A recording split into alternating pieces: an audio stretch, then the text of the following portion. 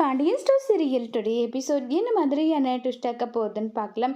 ரொம்பவே வருத்தமாக பயங்கர கோவமாக செந்தில் வந்து உன்னுடைய அப்பா எந்த அளவுக்கு நல்லவராக இருக்காரு, உன்னுடைய அப்பா மாதிரி இருக்காரோ என் அப்பாவும் இருக்காரே, ரொம்பவே கெட்டவர் அப்படி இப்படி நல்லா பேசிட்டு இருக்காங்க. இதை கேட்ட மீனா, இங்கே பாருங்க, என் அப்பாவை பற்றி உங்களுக்கு எதுவும் தெரியாது, அதனால தான் நீங்கள் இப்படி எல்லாம் பேசிட்டு இருக்கீங்க. மாமா எந்த அளவுக்கு நல்லவர் தெரியுமா? என்னுடைய மாமாவுக்கு முன்னாடி என் அப்பாலாம் ஒன்றுமே கிடையாது, அதை முதல்ல நீங்கள் புரிஞ்சுக்கோங்க.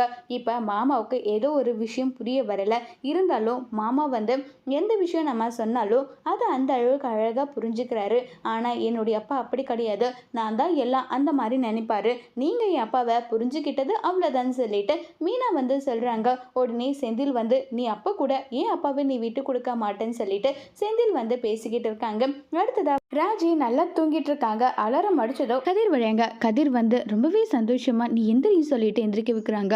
அப்போ கூட சொல்கிறாங்க, வேணாம் எனக்கு வந்து கஷ்டமாக இருக்குன்னு சொல்லிட்டு, இல்லை இல்லை இருக்கட்டும் பரவாயில்ல, இதில் என்ன இருக்குன்னு சொல்லிட்டு அங்கே வந்து கூட்டிகிட்டு போகிறாங்க. கூட்டிகிட்டு போனதுமே ரொம்பவே பயங்கரமாக வந்து ஷாக் ஆகுறாங்க. பாண்டியன் வந்து எங்கே பராஜி எங்கே கிளம்பிட்டேன்னு சொல்கிறாங்க.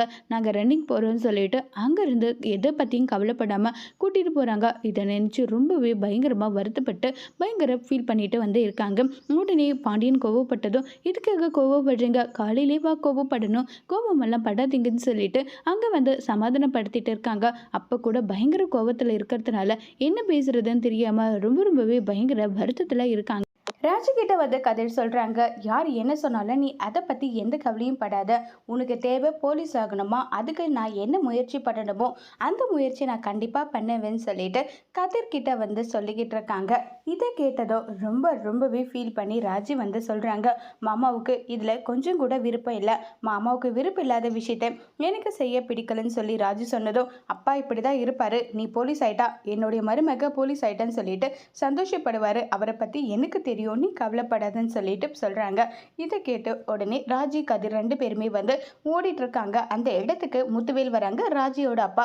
அவங்க வந்ததும், உங்கள் பொண்ணு ட்ரைனிங் எடுக்கிறத பார்க்கறதுக்காக வந்திருக்கீங்களா, உன்னுடைய பொண்ணோட கனவை வந்து நிறைவேற்றணும்னு சொல்லிட்டு உன்னுடைய மாப்பிள்ளை எந்த அளவுக்கு எஃபெக்ட் எடுக்கிறாங்க தெரியுமா நல்லா சொல்கிறாங்க.